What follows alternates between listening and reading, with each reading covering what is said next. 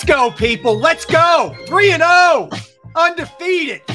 How about that, Eagles fans? Welcome in to a Football Tuesday. I am Rob Ellis. Derek going to be joining me momentarily. Let's smash that like button, people. Yes, Eagles take care of business last night, 25-11 over the Tampa Bay Bucks. And let me tell you something, as you watched, as you know, as you should know if you watched, that was a misleading final score. That game was nowhere near that close. The Eagles absolutely dominated that game. There are a couple things they need to clean up offensively, but if you watch that game from a defensive perspective, if you watched it from an offensive perspective in terms of the Eagles' ability to run the ball and keep the ball away from the Tampa Bay Buccaneers, it was an absolutely dominating performance from the Eagles. There is no question about that. And yes, I agree with Marcus Craig, who says, guys, Jalen Carter is absolutely incredible. I'm waiting for Nolan Richardson to break out, and I want to see if Ringo and Ricks can be a part of their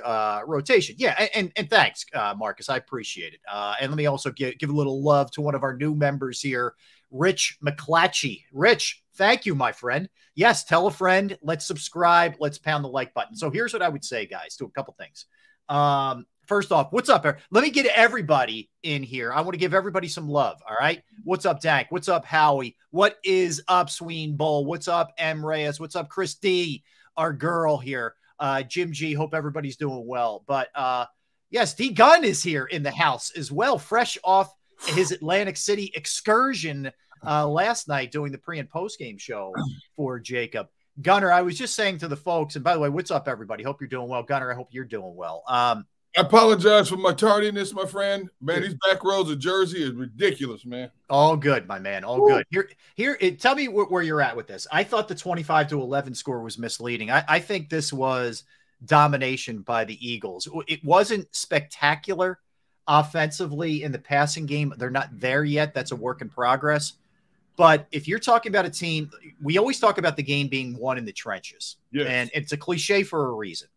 The Eagles dominate in the trenches. Their offensive line and defensive line, you could argue, are the best in the league on both sides. And you saw it again last night in spectacular fashion. I mean, I'm going to say five guys. Normally we say four.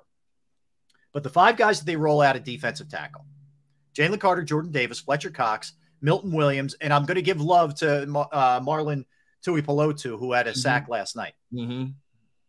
I absolutely dare you to find five better in the interior in the NFL, period. I'm not talking NFC or NFC East, in the league. There is no better quartet.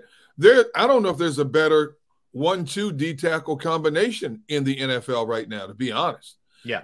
And the scary part about it is we're talking about two guys that we're sitting here debating if they're the best 2 D tackle combination in the league. One's a rookie, and one's a second-year player who's technically a rookie because he lost a lot of valuable playing time because of injuries last year. But these two dudes together are wrecking offensive lines, man. Yep. Just making everybody's job around them that much easier. Let me give you a number here from Jalen Carter. Highest graded defensive lineman for Pro Football Focus in week 3.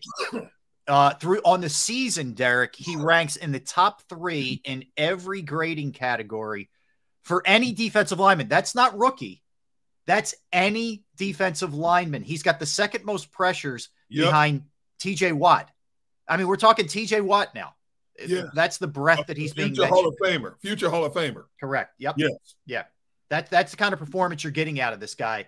And he's played 3 NFL games. He hasn't even really figured it all out yet. To think what he's going to be, to think what you're getting from Jordan Davis, who has taken that, we always talk about the second-year leap. Man, he's in it. He's in a long jump right now with what he's been able to do. So I look at that game last night, and yeah, it wasn't perfection, but my takeaway is they can run on anybody, and nobody can run on them.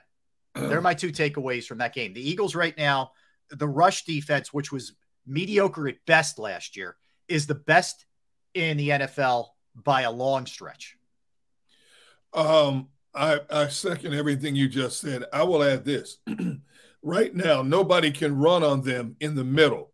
I want to still see if them face a good running team that potentially can get to the outside, that is good at, the perimeter. But right now, they're a rock of Gibraltar in the middle. I saw Jordan Davis on a number of occasions standing guards and centers up. They're on one leg twist trying to slow this dude down, and he's bullying both. They can't stop this young man. No. You cannot stop him one-on-one. The offensive lineman can't even get in their sets to attack him because as soon as he hits them, they're twisting and turning them. Yeah. It's like, how do you stop this dude? You know, it's unbelievable. I'm sitting, you know, sometimes last night, Rob, I missed the whole play, like plays down the field or plays in the backfield, because I'm watching these two D tackles.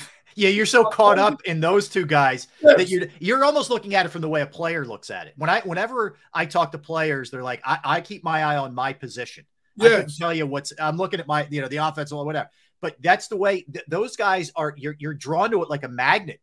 You just want to see what they're doing here every time. And the thing is, Rob, after the game and after our post-game show, I sat in my hotel room for a moment, and I was thinking, I can't remember the last time that I honed in on D tackles.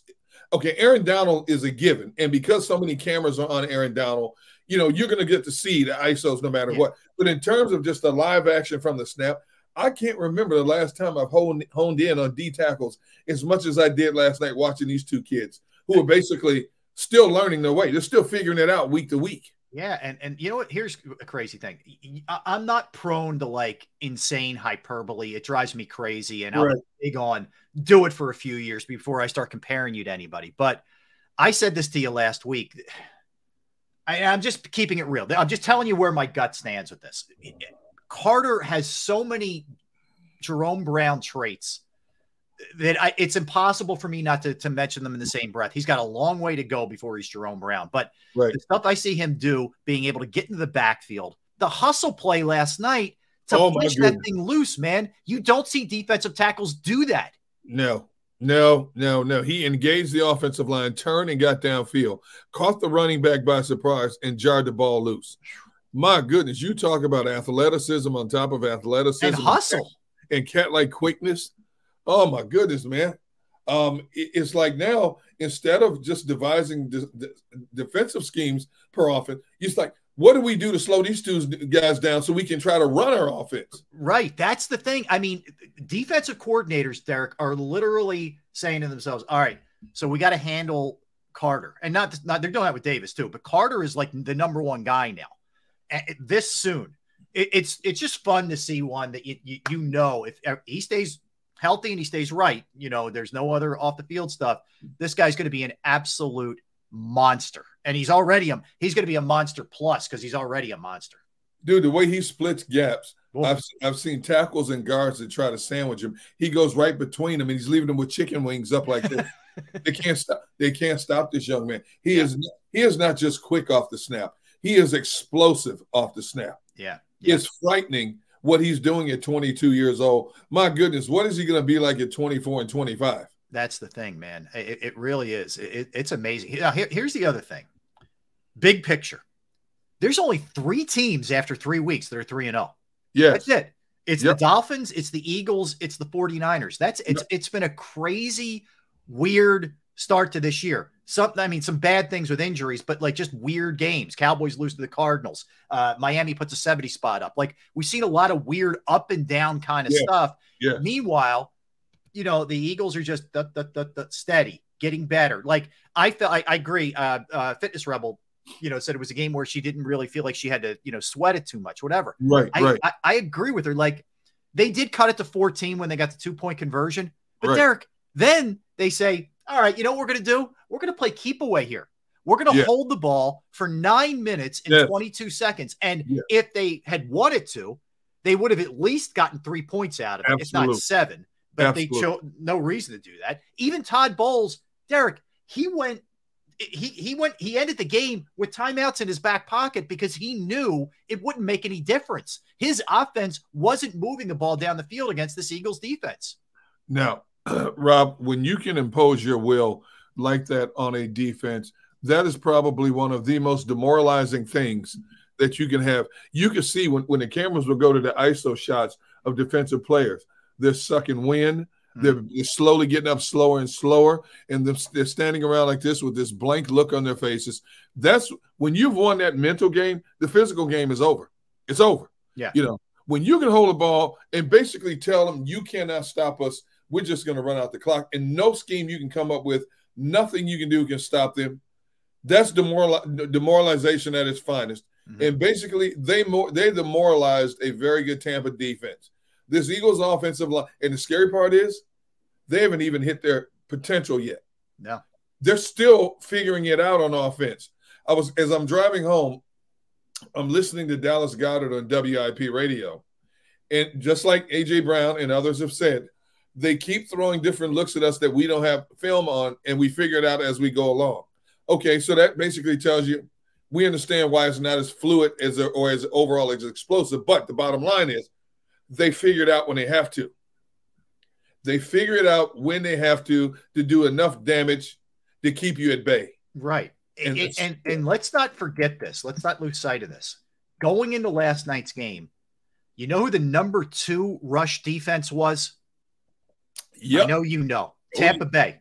Okay. So it's the excuses that people or the rationalization that some people want to make is, you're beating up on nobody. Okay. No, you aren't. They were the number 2 rushing team in football, and you still hung 200 yards on them.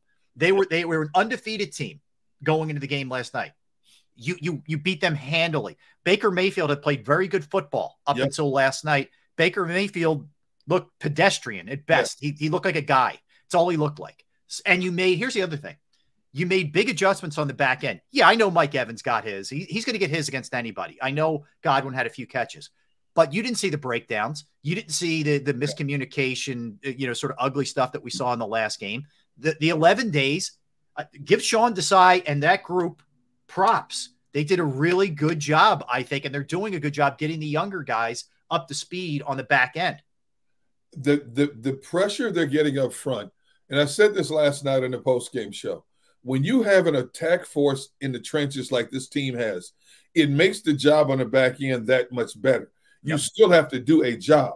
But when you've got a quarterback rattled like that, you're not allowing the quarterback to set his feet. You're not allowing the quarterback to get to his second and third progressions. When he's off his first progression, his head's on a swivel because he doesn't know where the pressure is coming from. Yep. And in this case, the pressure is consistently started right from the D tackle spot. They're pushing the offensive lineman back into the quarterback, forcing him off his spot and into more pressure, which forced him to scramble again. Now it's a scramble drill with a 4-man rush, and you got 7 back. It makes it harder for that quarterback to find somebody open down the field. Without question. And the toughest thing for any quarterback is rushing his face. It coming right up the middle is the hardest thing for them. And, that's all that's going to do if that continues with the interior guys is going to allow the guys on the edge to start getting home more. They haven't lit it up in terms of sacks, but they're getting pressures there. They're doing this, Derek, with Hassan Reddick has 1 tackle. Yeah. He doesn't have pressures. He doesn't have a sack, a QB hit, any of that. And I know you reported yesterday that you're hearing he's going to get the cast off. That can only help things. But my point is the guy who had 16 sacks last year has been quiet for you so far this year, and you're still doing this defensively. Like, there's a lot of really good defensive signs. I thought the defense was going to take a lot longer to get going than it has. They suffered some injuries, and that hurt them a little bit in certain spots. But the other thing that's kind of interesting here is, like, the guys they sort of cast off, like Nicholas Morrow, is contributing. I mean, that safety was a hell of a play. Yes. Yeah, absolutely. And the play was made again because of the push in the middle. Right. Davis. And then when other guys converge to try to help in the middle, he dips to the outside, sack. I love his story about how he's brought on here, Nicholas Morrow, no guaranteed money, automatically inserted as a starting weak side backer. All of a sudden, he drops to the second team, then the third team. Then he's cut. Then he's brought back to the practice squad. Jacoby Dean goes down. He's activated. And he's made plays ever since he's been activated. Mm-hmm. It's unbelievable how he went from high to low, back to the high now again. So I look at it like this, Rob. The first 2 games were preseason games because the regulars didn't get any preseason touches. Yep. So those are preseason games. But they were preseason games, and they came out with W's. They came out with W's, and they're still figuring it out. They're still finding the chemistry that they want to use in down distance and so forth, and they're still winning. This is the defense that has now generated 8 turnovers in 3 games. Right. This is the defense that's playing with kids on the back end that are still trying to find their way. You talk about the kids in the trenches. What about the kids in the back end? I mean, Blankenship's only a second-year player. One play he made last night, he started deep, came up, shot, and tackled a runner behind the line. It was perfect tackle. Yeah. Textbook tackle. And then, of course, he floats over and makes the diving interception on a quarterback who hadn't turned the ball over all year. Yeah. Okay. Josh Evans. Justin Evans. Yep. Now he has a neck injury. Here's another thing. So you're playing with a bunch of kids as it is. Now you have to wait and find out on a short week, what is the status of Sidney Brown's thigh injury and what's the status of Justin Evans' neck injury? Yeah. So now you may have to go down to Eli Ricks and Keely Ringo. Well, the good news is, at least on Brown, the reports are that it's nothing major. I haven't heard anything else in terms of Evans or anything. So that much we do know. At least it seems like he's okay. How about the play he makes too? You know, I know it was a bit of a late throw by Mayfield, but the breakup in the end zone, you know, which I think it kind of distracted Evans, and he also, you know, kind of got in there quick enough to bust it up. But, you know, again, you're talking about a lot of young guys. And the other thing we don't talk about, you know, Cam Jurgens seems to have slid in there seamlessly on the offensive line with no issues. So you're getting major contributions. You're talking about Jalen Carter this year, you're number 1. Jordan Davis last year, number 1. Cam Jurgens, you're number 2 last year. You know, guys like Sidney Brown are all stepping in there and play. Unlike last year where you could afford to sit them on the bench and let them learn, they're being thrown into the fire and delivering for you. Well, look at Landon Dickerson. He was a second-round pick also. It's another one. See, and he's in his second year. Yep. So you have 2 offensive line. Well, no, third. You got 2. His third year. I think he's in his third. Okay, so you got a third-year guy on one side. You got a second-year guy the other side guard. You know, so and Mailata's still in his prime. And you know, Kelsey and Lane are getting up there. But then you look at the other side of the ball. You know, whenever Fletcher leaves here, whether it's after this year or maybe another year after that, if he pulls a Kelsey, the D tackle position is in good hands, good depth rotation. The edge rusher, when Brandon Graham bows out, is in good hands.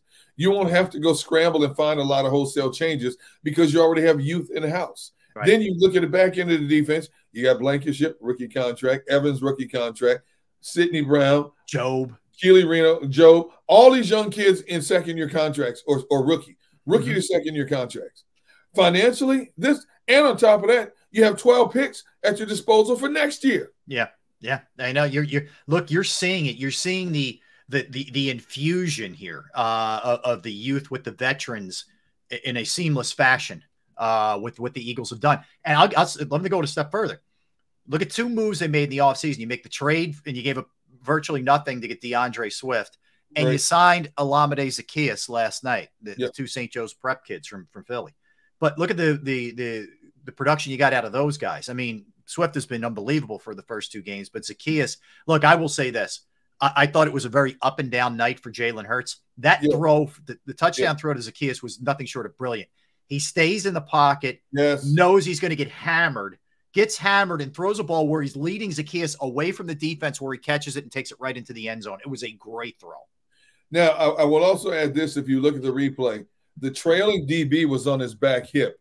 Yep. And the DB got greedy and cut underneath thinking he's going to get a pick. And the ball goes over his head, drops right in Zaccheaus' arm. But the patience that Hurts had to stand in that pocket, he wasn't flushed out. You know, how many times do we see him all of a sudden after a mechanism kicks in, he takes off and runs?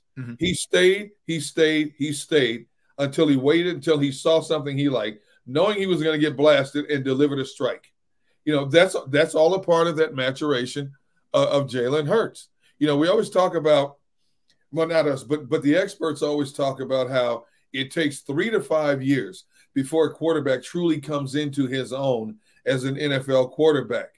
Well, this young man in his second year as a starter led a team to a Super Bowl and finished as the runner-up in spite of missing 2 games to the MVP. Right. And this year, although it hasn't been as smooth, he's figured it out just enough to make the plays that he needs to keep this thing going. And on top of that, he's running less. Yeah. He's running less. Way less. way less. That's for sure. Yeah, I'm with you.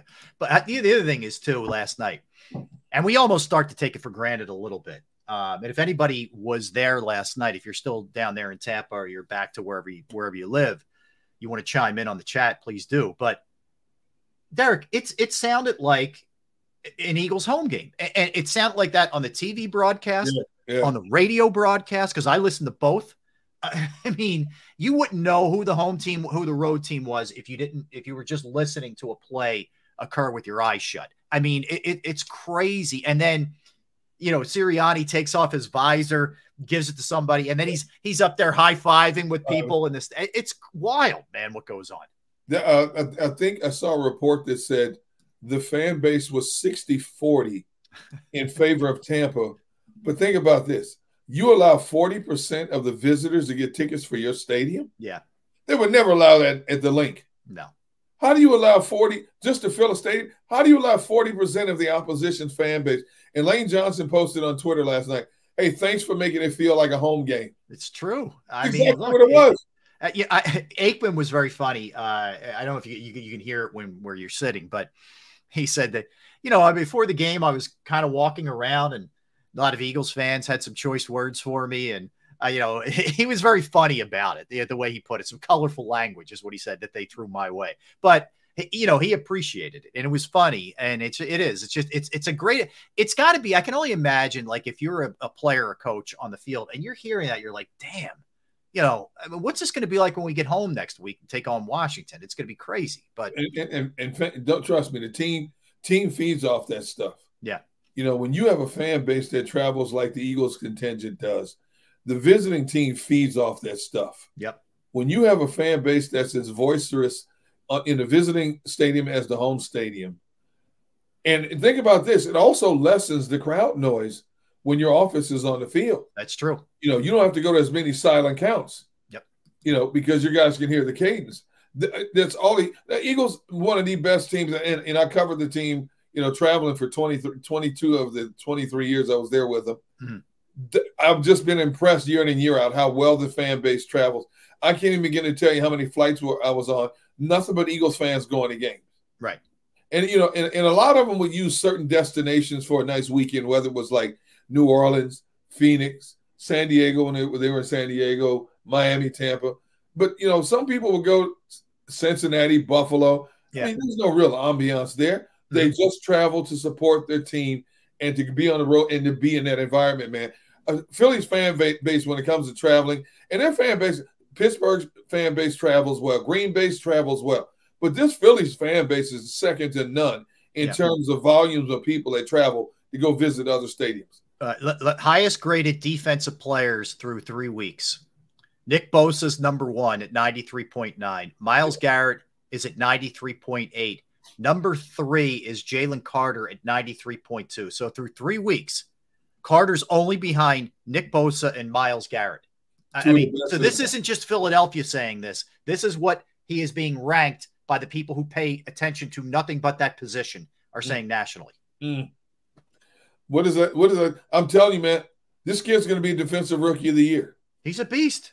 He's, hopefully he stays healthy for the duration. When you play that tackle, it's tough. You're always exposed to a lot of ankle and knee injuries because there's so much activity around your legs. Yeah. But I'm just hoping and praying this kid stays healthy because I want to see him in the trenches against the likes of Miami and Buffalo. I want to see him in the trenches going after Dak Prescott. I want to see what that looks like going against those teams. I want to – yeah, me too. I mean, obviously. And I would like to see what they can do to counter some of this stuff that Miami's doing. Look, I'm getting way ahead of myself. But, you do think about that kind of stuff, what it's going to look like. And, and the ability to just impose your will offensively and say, listen, we're running it. Good luck. I mean, I thought DeAndre Swift was great, but Gunnar, the holes that he was running through last night on the right side, you don't see that in the NFL. You don't. I mean, it was like men against boys. Dude, there was nothing but floodlights between him and the second level. When he put his foot in the ground and turned up, you look at the gaping holes he had to run through, and I'm still trying to find him. I want to see what his yards were before he got touched. Right. Yards before contact. Yep.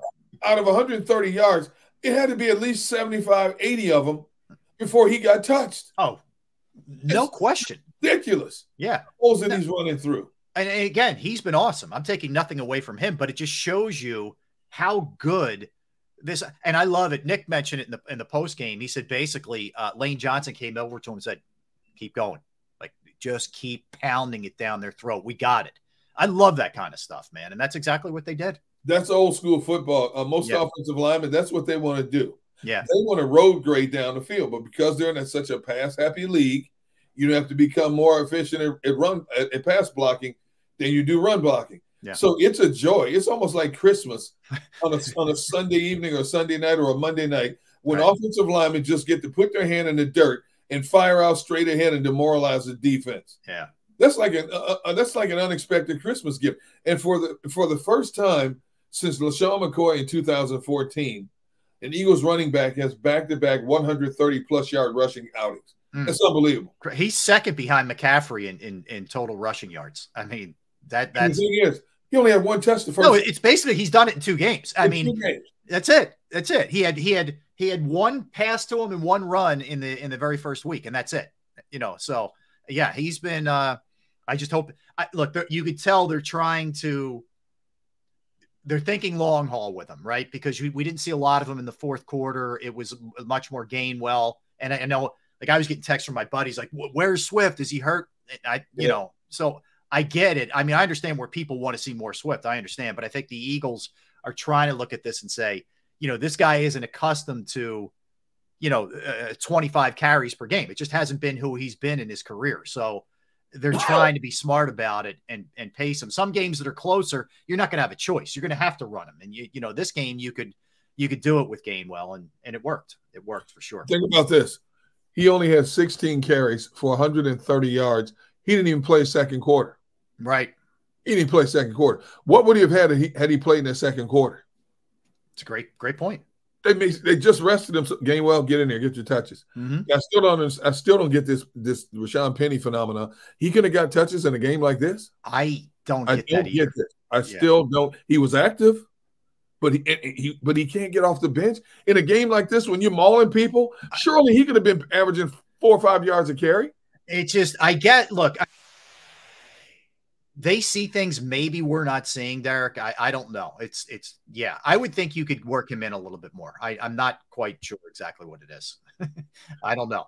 I'm with you. Like I would like to see a little bit more of him, but who am I to argue with what they're doing on the ground? Hey, look, if it ain't broke, don't fix it, right?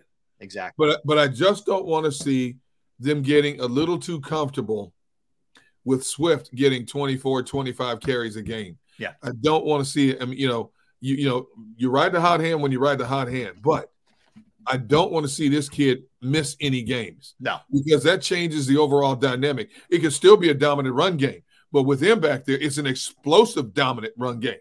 There's a difference. Hey. Gainwell doesn't have that explosion.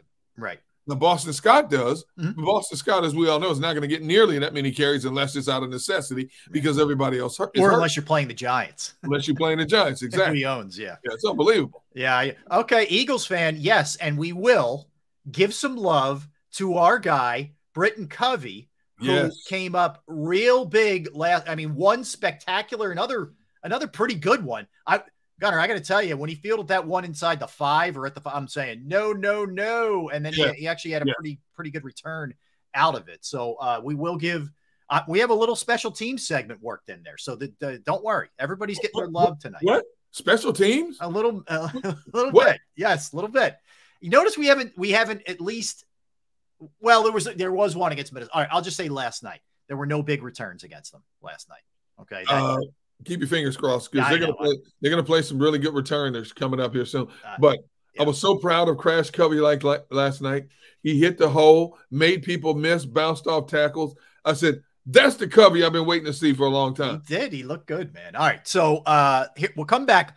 Let's give you some more on the defense here because the numbers are staggering. What went down last night, the trends that we're seeing, from a good perspective. We will get into the offense in the following segment, the good and the not great. I mean, we'll talk about Jalen Hurts and his start thus far. some of the things we're seeing there, guys who emerged, some other things. There's a lot of takeaways, certainly from last night, from the first 3 games, the fact that there's only 3 still standing here that are undefeated in the NFL, and the Eagles are one of them. So far, so good. All right, we'll do all of that when we come back. Don't go anywhere. He's Derek Gunn. I'm Rob Ellis. We are Sports Take, JAKIB Sports YouTube Network. All right, let's talk about Bravo Pizza.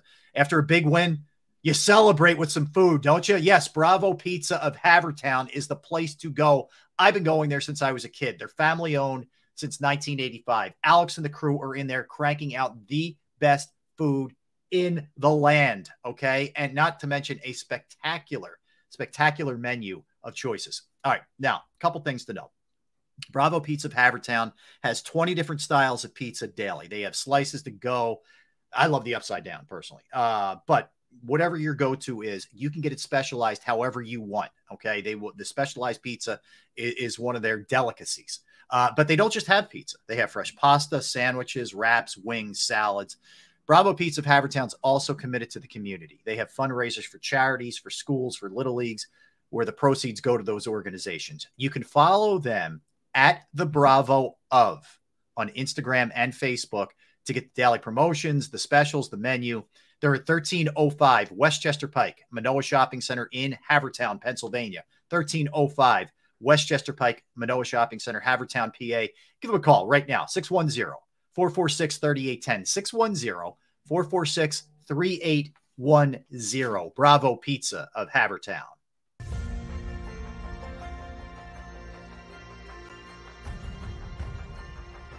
I remember getting my heart broken when they lost the Super Bowl in 2004. We were big Eagles fans. We moved to South Philly because of the Eagles. When they won, we went straight to Broad Street, and everybody was going nuts over there, and it was just a memory that you'll never forget.